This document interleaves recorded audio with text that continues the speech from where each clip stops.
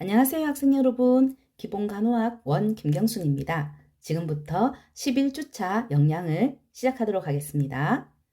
교재와 필기도구를 준비하세요. 네, 첫 번째 화면 뭐가 보이나요? 네, 맛있는 브런치가 보이네요.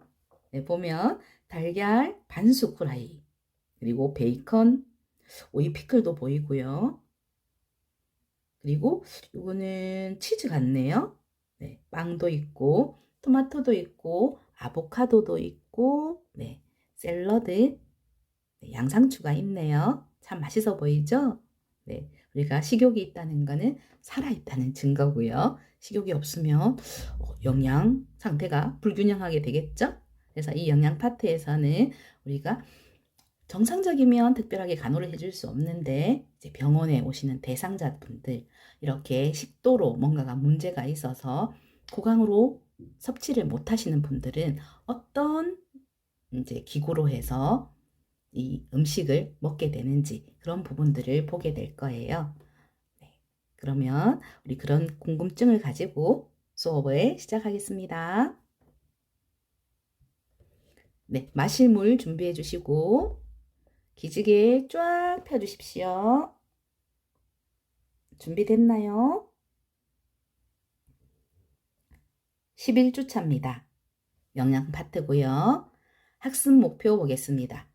우리 이번 11주차에서는 영양소의 종류, 그러면 탄수화물, 단백질, 지방, 비타민, 무기질, 그리고 물까지 포함되는 이런 필수 영양소인 탄수화물, 단백질, 지방에 대해서 이제 쭉 얘기가 있을 거고요. 그리고 우리 교재에는 기능에 대한 부분이 없어서 그 부분은 조금 첨가해서 설명을 드릴 거고, 사이버 캠퍼스에 그 내용을 업로드 하겠습니다. 그리고 이런 부분이 영양 사정, 어세스먼트를 어떻게 하는지, 일단 영양 쪽에 문제가 있는 분들을 보겠죠. 그러면 이런 부분들을 객관적으로 우리 그 전에 통증이라든가 욕창이라든가 뭐 이런 부분들 사정 도구가 있었죠. 그런 것처럼 여기 영양에도 사정하는 방법이 있습니다. 그래서 어떤 걸 가지고 사정하는지, 여기는 그런 도구는 아니고요. 우리 자를 가지고 우리 지방층이 얼만큼 있는지, 네, 그걸 측정하고요. 그리고 영양을 제일 많이 볼 수 있는 게 키, 몸무게, 네, 키에 따라서 몸무게가 또 다를 수 있으니까요. 그래서 BMI라는 걸 보게 될 겁니다. 그리고 피검사에서 이 영양 수치를 보는 거, 그리고 소변에서도 보는 그런 사정하는 방법을 설명할 수 있도록 여기서 공부를 하셔야 되고요.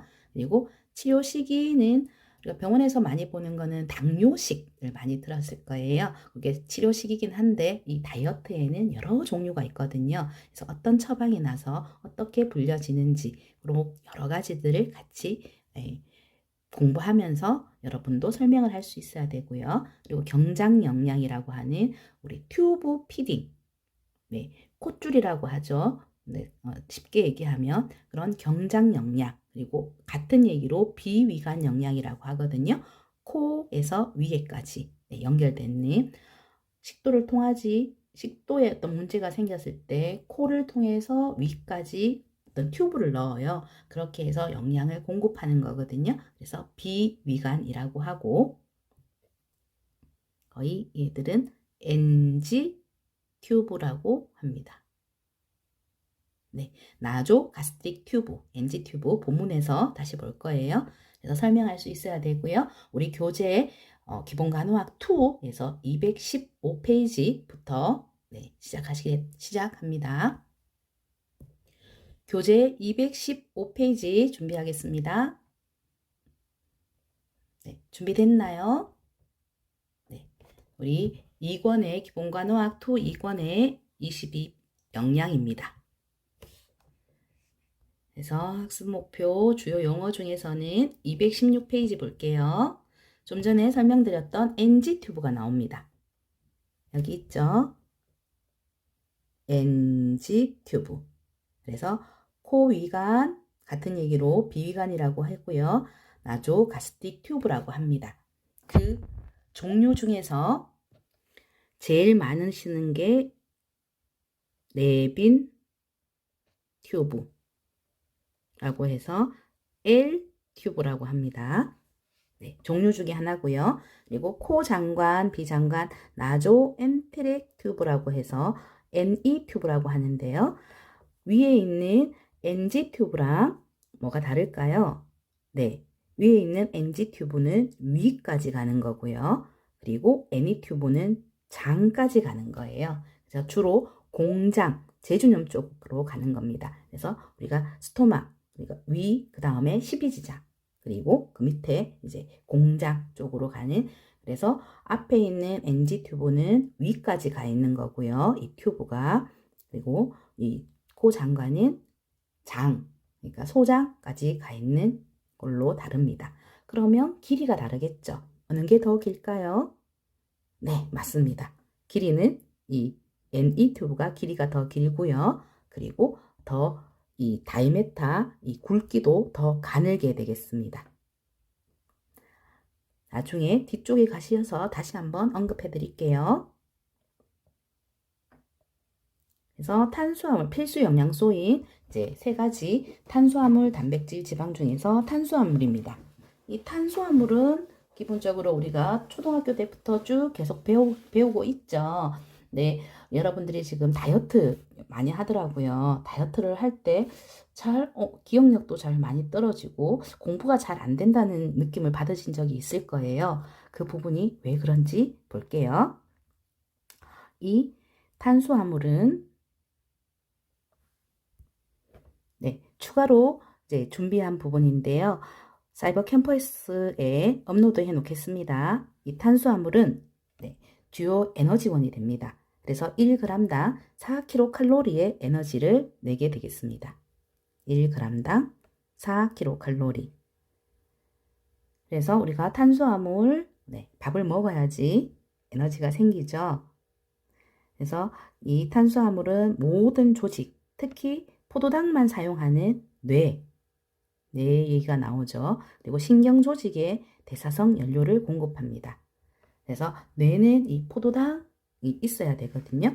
그래서 탄수화물 우리가 밥을 먹으면 이제 입에서 이제 저작을 하죠. 이빨로. 또 소화 효소도 나오면서 침에서 나오면서, 그러면 이게 단당류인 포도당으로 변하면서 우리가 에너지원으로 쓸 수가 있어요. 그래서 이 포도당이 이 뇌를 잘 쓰게 만들고요. 이 뇌는 포도당만 사용하게 되겠습니다. 그래서 우리가 포도당을 탄수화물을 많이 먹으라고 하고요. 그래서 포도당이 부족해지면 이 간에서 단백질과 지방을 분해해서 포도당을 만들어냅니다. 그래서 일부 탄수화물은 지방의 완전한 산화를 위해서 필요하고, 이 탄수화물 섭취가 부족할 때 이 지방은 불완전 산화가 돼서 케톤을 생성하게 되고요. 그래서 케톤시스 뭐 이런 것들을 이제 예방하려면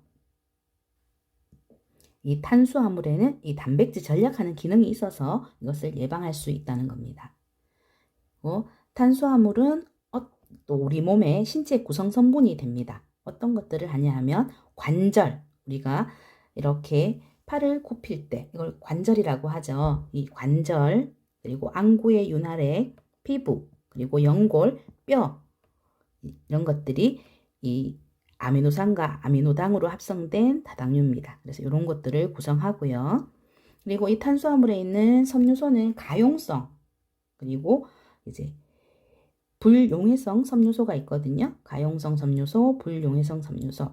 여기서 얘기가 왜 나오냐 하면 우리 경관 영양 때문이에요. 경관 영양은 우리 튜브 피딩이라고 해서 튜브로 이제 음식을 주는, 아까 얘기했던 NG 튜브, 애니 튜브 얘기거든요. 그런 환자한테 이 탄수화물은 가용성 섬유소는 설사를 예방하고, 그리고 불용해성 섬유소는 변비를 예방합니다. 그래서 탄수화물을 우리가 일반인들도 잘 먹어야 되고, 더더욱 이런 환자분들은 골고루 잘 들어가게 해야 되겠죠. 그래서 첫 번째인 탄수화물이었습니다. 네, 단백질의 주 기능은 체단백 합성을 위해서 이 아미노산을 공급하는 거고요. 이 단백질은 뼈, 건, 그리고 혈관, 피부, 모발, 손톱을 구성하게 되겠습니다. 그래서 이 단백질은 1g당 4kcal에 공급을 합니다. 그러니까 탄수화물은 1g당 4kcal, 이 단백질 또한 1g당 4kcal이고요. 이 단백질에서 계속 나오는 부분이 뭐 이런 알부민 얘기가 나와요. 그래서 알부민은 우리 피의 알부민 수치를 혈청에서 알부민 수치를 보거든요. 그러면 이게 우리 영양소를 환자의 지금 영양 상태가 어떠한지를 나타내는 지표가 되거든요. 그래서 여기서도 한 번 더 언급해서 나온 거고요. 그리고 지방이라고 하는 지질입니다. 이 지질은 1g당 9kcal의 에너지를 공급하는 효과적인 에너지원이고요. 그래서 추운 나라에 있는 사람들은 추울 때 돼지비계라든가 이런 지방들을 많이 먹거든요. 그래야지 에너지, 열이 나서 좀 추위에 견딜 수가 있으니까요. 그래서 이런 부분들 있고 이제 교재로 넘어가서 다시 보겠습니다. 네, 교재로 넘어오겠습니다. 교재 216페이지에 이제 탄수화물, 여기는 기능은 나와 있지 않아서 제가 참고 자료로 보여드렸고요. 이 탄수화물은 우리가 탄수화물 중독이라는 얘기를 참 많이 하죠. 근데 거기서 있는 그 탄수화물은 우리가 빵, 이런 정제된 것들을 많이 먹기 때문이거든요. 그래서 여기 보면은 가공식품은 칼로리는 높지만 영양소가 적기 때문에 탄수화물은 자연식품으로 섭취하는 것이 중요하다. 그래서 여러분들도 이제 우리가 땅에서 나온 우리 쌀, 이런 현미 이런 것들로 해서 섭취하면은 좋겠죠. 그래서 밀가루로 된 것은 조금 줄여주시고 그렇게 해서 균형 있는 건강한 식습관이 되었으면 좋겠네요. 그래서 앞에서 얘기했던 포도당 얘기가 있었죠. 이게 단당류예요. 그래서 포도당으로 되면서 뇌는 이 포도당만 원한다고 했었죠. 그래서 탄수화물 섭취 얘기를 했었습니다. 그래서 그런 얘기고요. 대사하는 얘기고, 그래서 저장과 전환은 탄수화물은 또 어떻게 되냐 하면 너무 많이 남잖아요. 남으면 지방으로 저장되게 됩니다. 그래서 탄수화물을 너무 많이 먹으면 또 살이 찌는 이유가 되겠죠. 그래서 여기 또 피로시계는 포도당으로 전환도 또 가능하고요. 그래서 단백질은 또 기능 보셨고, 그래서 필수 아미노산, 비필수 아미노산 쭉 있으면서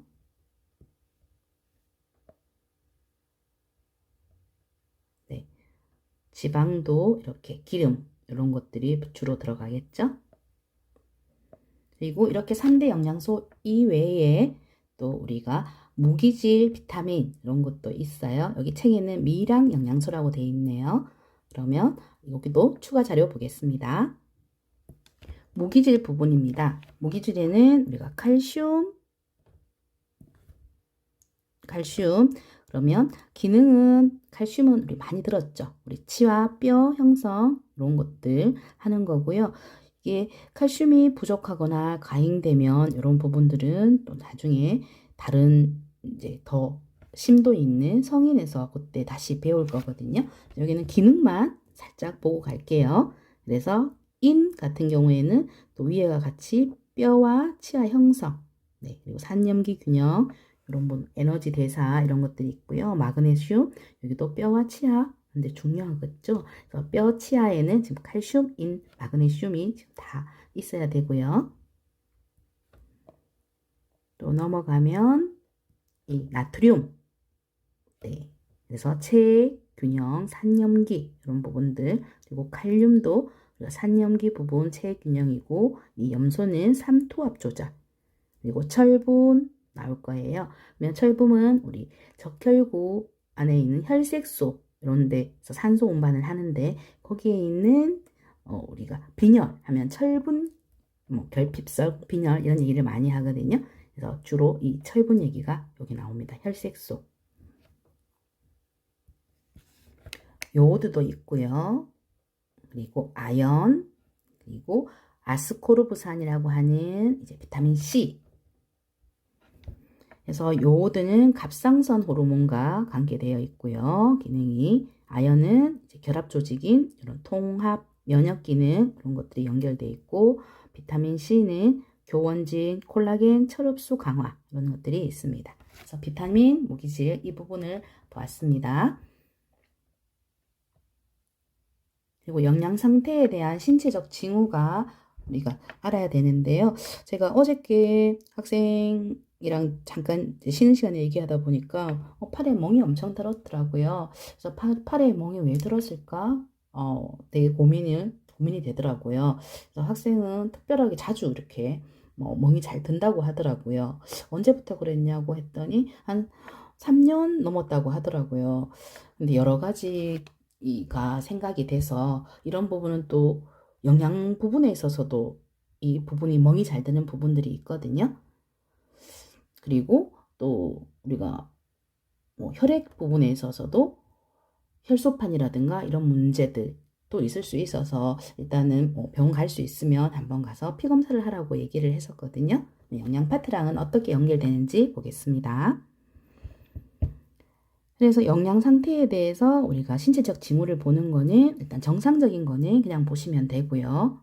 정상적인 거는 자주 우리 주위변에 많이 보니까요. 여기서는 영양 불량 징후를 보겠습니다. 그래서 전반적인 신체 외모에 있어서는 영양 불량 상태일 때 모관심, 모감동, 그리고 악액질이라고 하는 거는 카캑시아라고 해서 우리 암 환자들 엄청 뼈에 살이 조금만 붙어 있는 그게 악액질이거든요. 그런 것들이 있으면 영양 불량 징후가 되고요. 전반적인 활력 상태에서는 쉽게 피로하고 원기 부족하고 쉽게 잠들지 못하고 똑같이 무감동 그리고 지쳐 보이는 거 그리고 체중은 어때요? 영양 불량이라고 하는 거는 과체중인 것도 있고 저체중인 것도 있겠죠. 너무 많이 먹어서도 영양이 불균형, 너무 적게 먹어도 이거는 어브노멀한 거니까요. 그리고 모발 부분에 있어서는 수치 적고 쉽게 뽑히고 그리고 부서지기 쉽고 가늘고 건조한 이런 모발을 통해서도 영양 불량 징후를 볼 수가 있습니다. 그리고 얼굴과 목에서도 보면 뺨과 눈 밑에 어두운 이제 우리가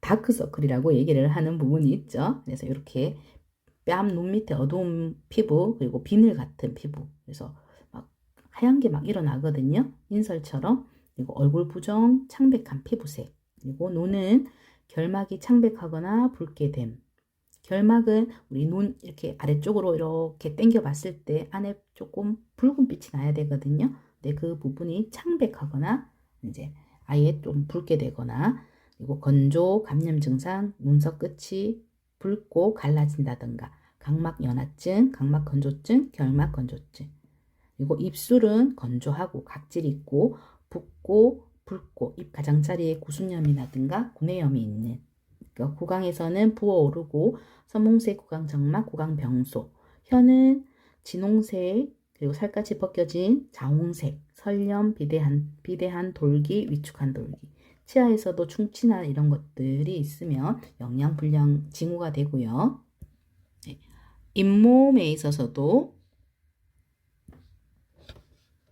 잇몸 쉽게 출혈되고 이렇게 감염되는 거, 목의 샘도 갑상선, 림프선이 비대되고 이 피부도 보면 거칠고 건조하고 각질이 생기고 창백하고 자극이 심하고 아까 좀 전에 얘기했던 이런 점상 출혈도 이 영양 불량 상태의 하나거든요.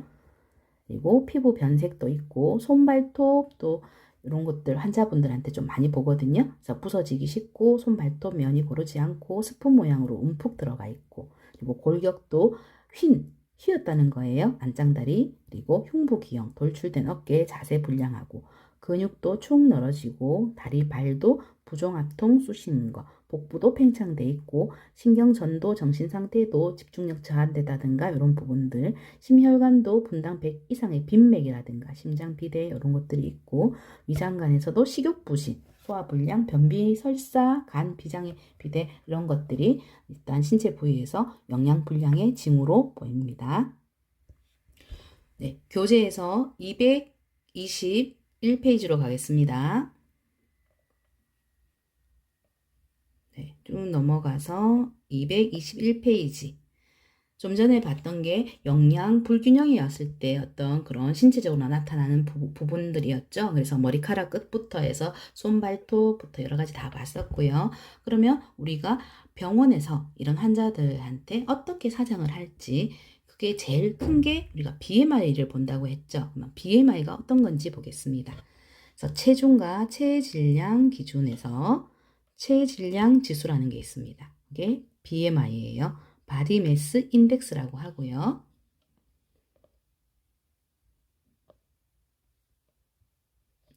이 체질량 지수의 설명은 여기 있습니다.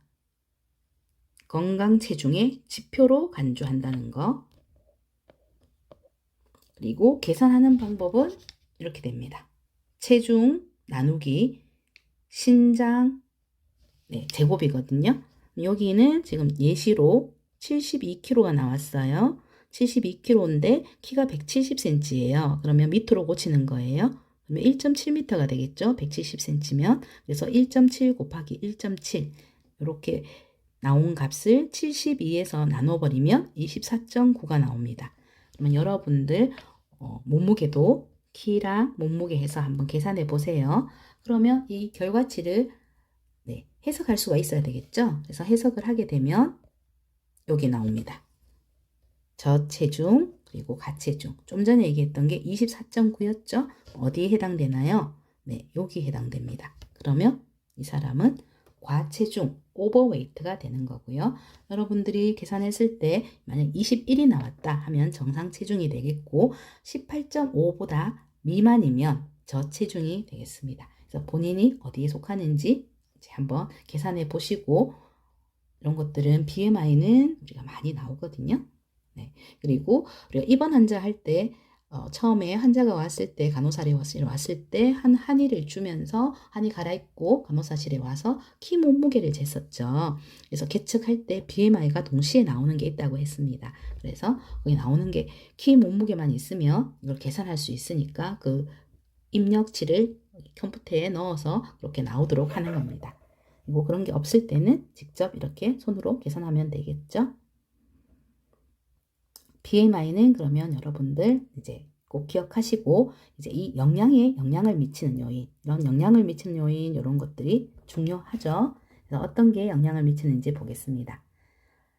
발달 단계, 성별, 인종과 문화, 시기에 대한 믿음, 개인적 선호도, 종교적 행위, 생활 양식, 투약과 치료, 건강, 알코올 섭취, 광고 및 심리적 요인, 이런 것에 영향을 받고 간단하게 볼게요. 일단 발달 단계는 앞에서 나왔던 다른 체온이라든가 우리 다른 파트에서도 항상 이 발달 단계가 나왔었죠. 그래서 같은 맥락으로 보시면 이 영아기 청소년기일 때는 성장이 엄청 빨라요. 그래서 영양 요구량이 많이 증가하고요.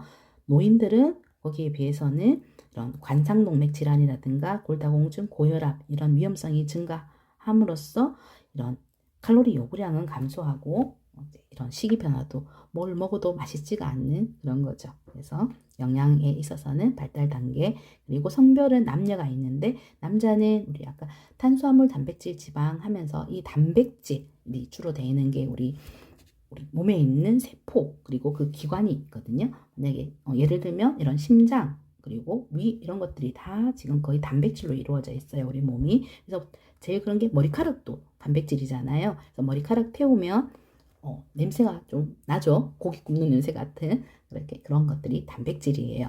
그러다 보니까 남성이 근육이 많죠. 여성보다. 그래서 더 많은 열량과 단백질이 필요하다는 얘기고, 인종 문화에서는 아시아인들은 밥을 먹고 이태리는 파스타, 인도는 카레 오랫동안 유지되면서 이런 영양이 있어서 문화, 인종이 있고, 네, 그 다음에는 다음 페이지로 다른 페이지이기 때문에 여기서 영향을 미치는 요인은 큰 이 제목만 보시겠습니다. 발달 단계, 성별, 인종과 문화, 시기에 대한 믿음, 개인적 선호도, 종교적 행위, 생활 양식, 투약과 치료, 건강, 알코올 섭취, 광고, 심리적 요인에 따라서 이제 영향에 미치는 요인이 될 거고요. 바로 237페이지로 넘어가서 사정을 보겠습니다. 네, 영양 파트에서는 이제 이런 사정하는 것이 중요하니까요. 어세스먼트를 어떻게 하는지. 영양 사정은 대상자가 영양 결핍 위험이 있거나 이제 먼저 부족하다는 거죠. 결핍 위험이 있거나 아니면 영양 결핍 상태인지 지금 현재 진행형이죠. 확인하기 위해서 수행된다. 다음 238페이지. 그러면 이런 영양 상태를 어떻게 사정하는지 보시면 박스 22-3에 나옵니다. 그래서 사정은 신체 계측 자료가 있고요. 신체 계측 자료, 그리고 생화학적 검사, 피 검사, 뭐 소변 검사 이런 것들이 있겠죠. 그리고 임상 자료, 그리고 식이 자료. 설명을 드리면 앞에서 얘기했던 BMR을 할 수 있는 안에 들어가는 키, 그리고 체중입니다. 그래서 체중 나누기 신장은 미터로 해서 곱하기를 하라고 했죠. 제곱. 그래서 그런 신장 체중이 이 신체 계측 자료에서 영양을 나타내는 거고요.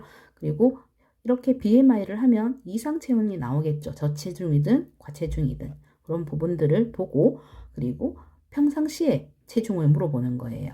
암 환자 같은 경우에는 최근 한 달 내에 10kg가 빠지는 경우가 있거든요. 그래서 이런 부분들을 사정을 하는 겁니다. 그래서 여기 BMI 나오죠. 네.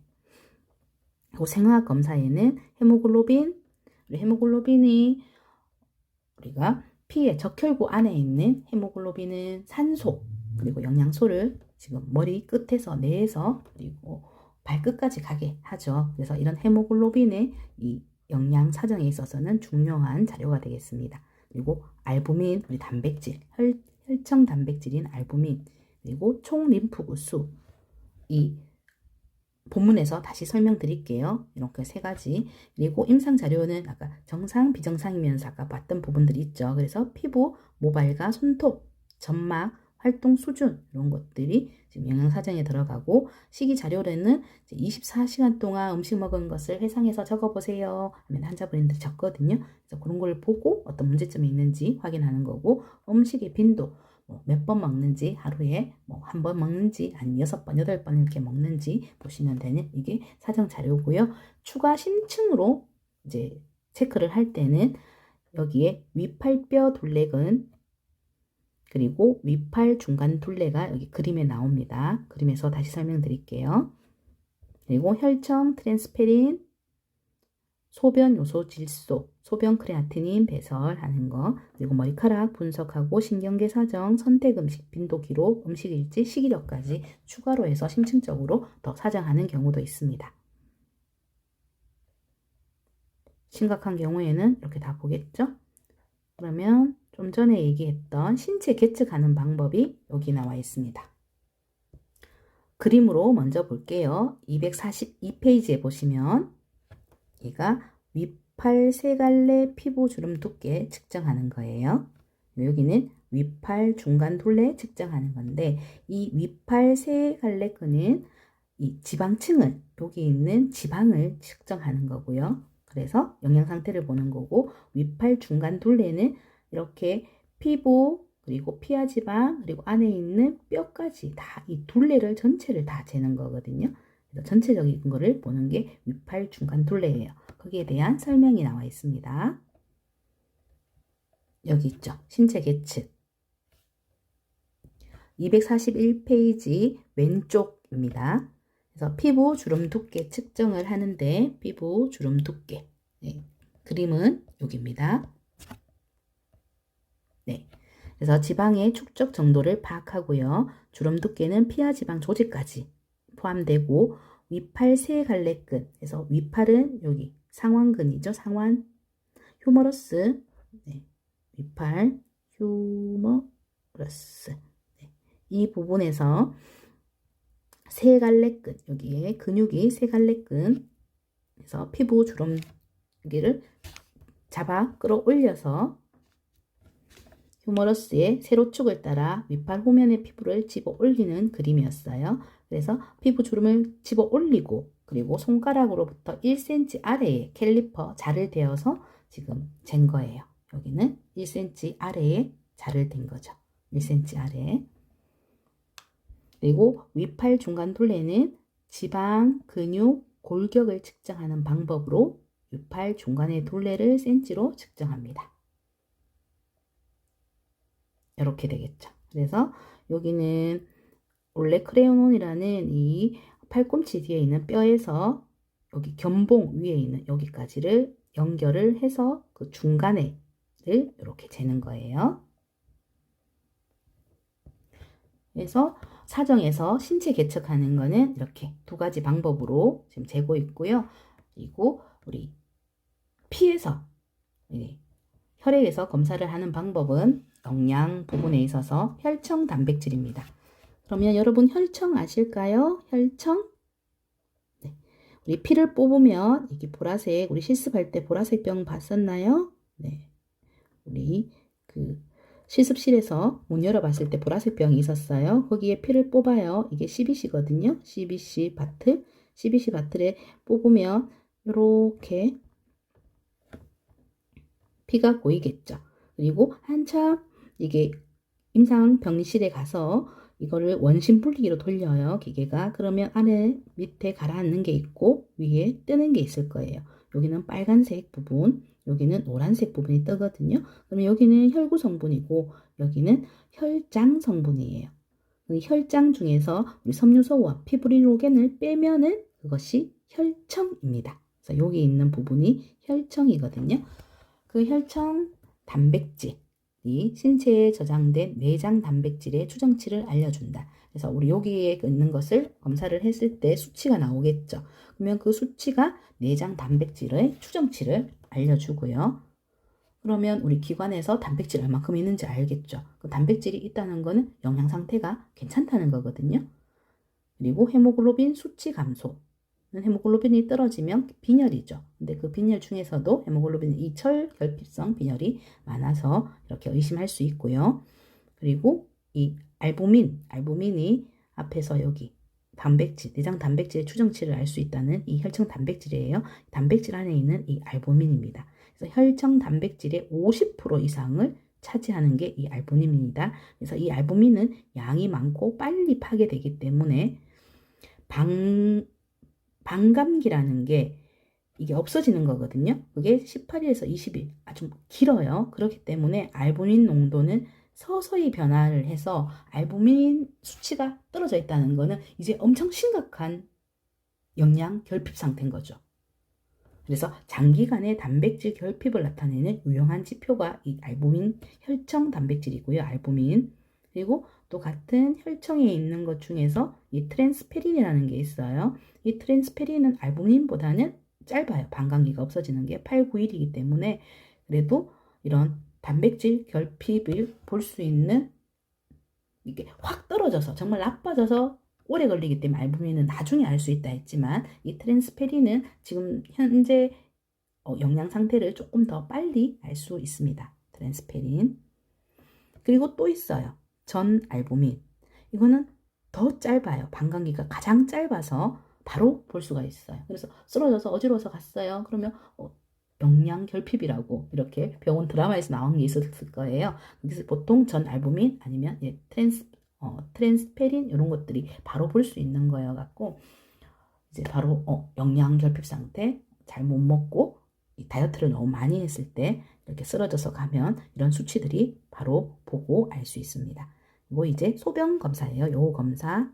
소변 검사에서 소변 요소 질소, 소변 크레아티닌은 단백질 분해 대사와 질소 평행 상태를 측정하는데요. 이 요소가 아미노산 대사의 주요 체중 산물이에요. 이 얘기는 뭐냐 하면 이 요소 유래하는 아까 얘기했던 단백질 중에 아미노산이 있잖아요. 그래서 에너지를 다 쓰고 남았는 이 대사의 마지막 최종 산물이기 때문에 이 부분도 보고 영양 상태를 알 수 있는 겁니다.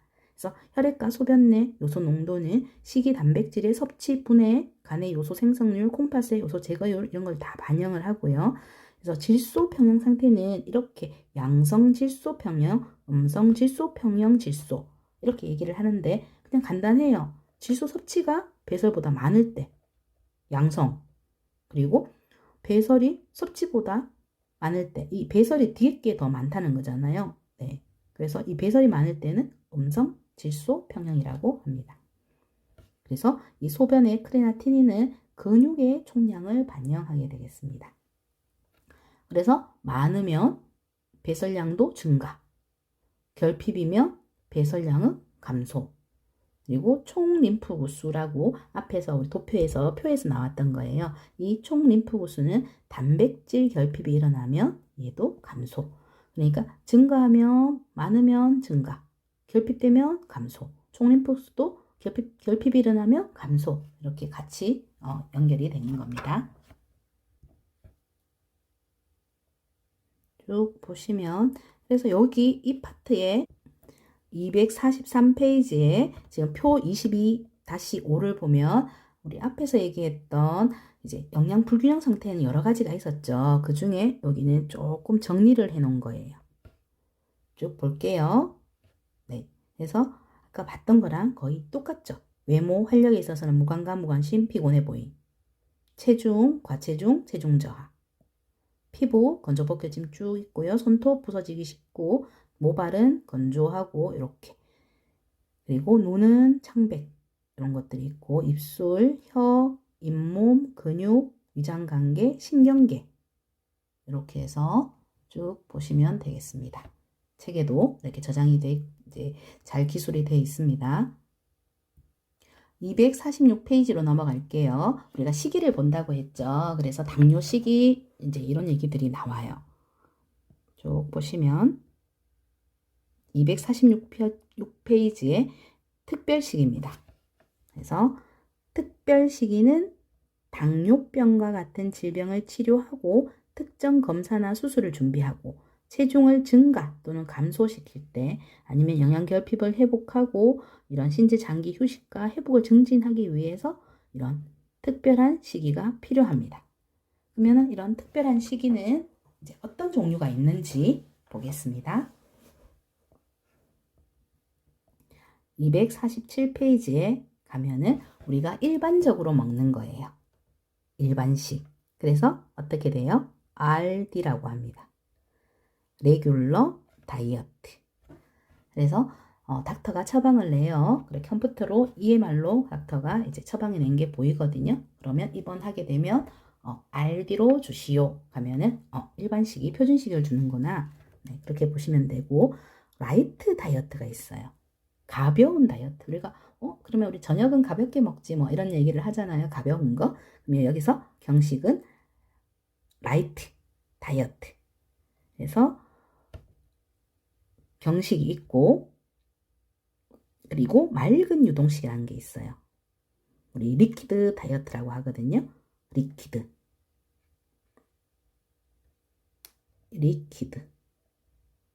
네. 리퀴드 다이어트인데 이 맑다는 뜻이 아예 색깔이 없다는 것은 아니에요. 여기 나오죠. 색깔이 없다는 것은 아니고, 맑은 유동식은 물, 차, 커피, 맑은 유즈, 탄산음료, 뭐 이런 맑은 주스인데요. 우리가 어떻게 알면 되냐 하면, 처음에 우리가 금식을 하잖아요. 수술을 한다든가 어떤 문제 때문에 금식을 하면 우리가 MPO를 하죠. MPO가 끝나면 바로 여기서 얘기했던 일반식으로 갈 수는 없어요. 아직 장이 제대로 안 돌아왔기 때문에. 그래서 그 다음에 가는 게 뭐냐 하면은 SOW라고 해서 이제 물을 좀 주고요. 그 다음에 뭘 주냐 하면 미음이 되고, 그 다음이 죽이 되고, 그 다음이 이제 일반식, 아까 RD라고 하는 이런 순서로 쭉 가요. 아예 못 먹던 금식에서 물을 주고, 그리고 미음, 완전히 그 물같이 아직 아예 묽은 거, 그리고 조금 된 죽이 먹고, 죽을 먹다가 이제 일반식으로 가는 이런 순서대로 있어요. 그 중에 이제 이 사이에 있는 이 맑은 유동식은 어쨌거나 요 사이에 있겠죠. 뭐 물하고 미음 사이에. 그래서 여기에 보면 물이라는 게 나오고 차, 커피 이런 것들이 있는데, 이게 맑은이라는 것은 색깔이 없다는 것은 얘기는 하지는 않는다. 이렇게만 보시고, 수분과 탄수화물, 당의 형태로 제공하는 게 이 맑은 유동식입니다. 그래서 이 맑은 유동식은 언제 주냐 하면은 여기 있어요. 특정 수술 이후에, 또는 특히 위장관계 급성 감염기, 뭐냐 하면 우리가 장염을 심하게 앓거나, 저도 그전에 장염을 심하게 앓았던 경험이 있어서요. 그때 이렇게 계속 MPO를 하다가 이 맑은 유동식 처방이 나더라고요. 네, 그래서 이렇게 단기간 24에서 36시간 정도 이 맑은 유동식을 제공하게 되겠습니다. 그래서 목적은 갈증 완화, 탈수 예방. 근데 지금 장 쪽에 지금 뭐 문제가 생겨서 계속 항생제 치료를 받고 있는 상황이어서 제일 좋은 건 뭘 안 먹는 게 좋겠죠. 근데 영양이 너무 부족하면 안 되니까 조금씩 이제 먹기는 하는데 이 위장관 자극을 최소화하는 거예요. 그래서 일반식을 먹으면 이 지금 문제가 생겼는 위장관계 쪽에 더 자극이 되기 때문에 최대한 쉬게 해준다는 개념입니다. 그리고 이 맑은 유동식 다음이 이 전유동식이라고 합니다. 그래서 상온에서 액체로 변하는 음식. 그래서 액체이거나 아이스크림과 같이 상온에서 액체로 변하는 음식이거든요. 그래서 상온에 있을 때 액체 또는 그리고 아이스크림이었다가 다시 액체로 변하는 이런 것들. 그래서 얘도 철분, 단백질 열량이 낮기 때문에 장기간 동안 이렇게 풀 소프트 다이어트 유동식 요거를 하는 거는 좀 섭취하는 건 권장되지 않고요. 장기간 액체만 섭취해야 하는 대상자는 경구용 보충제를 섭취를 같이 해줘야 되고 이렇게 하루에 6회 이상 나누어 주면서 섭취하는 것이 좋습니다. 연식에는 소프트 다이어트, 연식에는 씹기 쉽고 소화가 잘 되는 시기, 그래서 씹거나 삼키는데 어려움이 있는 대상자에게 처방되고 허용식은 토들러 다이어트, TD라고 요즘에는 또 닥터들이 이렇게 처방을 내더라고요. 그래서 허용식은 환자 이런 거에 따라서 이제 변화될 수 있는 처방입니다. 그래서 수술 첫날 대상자한테 맑은 유동식 제공될 수 있고 그리고 그다음에 구역 이런 것이 없고 정상 장응 운동이 회복되고 대상자가 먹기를 원하면 바로 뭐 전유동식, 경식, 일반식으로 그냥 바꿔주라는 얘기예요. TD는. 그래서 조금 더 여러 개를 포함하고 있어요. 그래서 허용한다 이것저것을. 그래서 환자가 원하는 대로 해줘라 이 뜻이고 질환 시기는 당뇨 시기가 이제 그게 되겠죠. 네, 그리고 또 비만 환자한테는 열량 제한하는 시기, 심장 환자한테는 심장 질환 환자한테는 나트륨, 콜레스테롤 제한했던 시기, 이것이 질환 시기가 되겠습니다. 네, 아래쪽 박스 22-9 볼게요. 그러면 맑은 유동식, 그리고 전 유동식, 그리고 연식에 어떤 게 들어가는지 볼게요. 맑은 유동식은 맑다는 뜻, 깨끗하다는 뜻은 아니다고 했죠? 네. 그래서 커피, 이제 물 종류, 차, 탄산음료, 육수, 지방 제거 육즙, 맑은 과일 주스, 과즙으로 만든 얼음, 젤라틴, 설탕꿀, 사탕 이런 게 맑은 유동식에 들어가고요. 전 유동식. 일단 우리 한국말로 하니까 조금 의미가 좀 그런데 유동식에 대해서 영어로 나와 있는 게 있어요. 여기 보면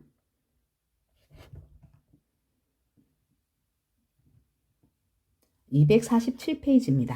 247페이지의 오른쪽 아래쪽에 단락에 보시면 맑은 유동식은 클리어 리퀴드, 전 유동식은 풀 리퀴드, 연식은 소프트 리퀴드. 그래서 클리어, 풀, 소프트라는 단어를 쓰고 좀 전에 얘기했던 아까 TD는 톨레이트, 허용한다는 영어입니다. 그렇게 보면 맑은 유동식은 네, 클리어하다는 거죠. 네, 그래서 이렇게 들어가고 전 유동식 해서 풀 리퀴드는 여기에 우유, 네, 우유 음료, 그리고 푸딩, 커스터드, 아이스크림, 샤벳. 그래서 그 상온에서 다시 녹아서 리퀴드가 될 수 있는 것들이죠. 야채 주스, 정제하거나 거른 시리얼, 미음, 크림, 버터, 마가린, 네, 푸딩 형태의 달걀, 부드러운 땅콩 버터, 요구르트. 이게 전 유동식입니다. 여기는 어떠냐 하면 맑은 유동식의 모든 식품가 여기를 다 포함하는 거예요.